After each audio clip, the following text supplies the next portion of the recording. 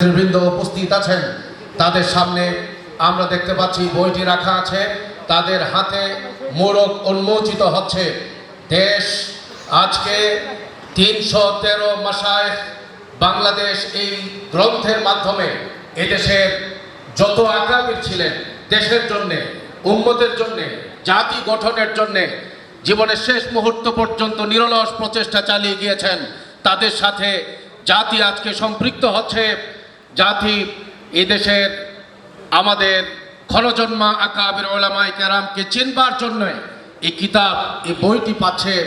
আশা করি দেশের প্রতিটি ঘরে ঘরে প্রত্যেকটা মুসলমানের সংগ্রহে এই বইটি, এই কিতাবটি পৌঁছবে ইনশাআল্লাহ। এই কিতাবের গুরুত্ব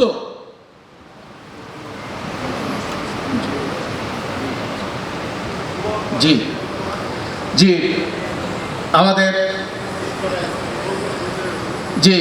আমাদের মোড়ক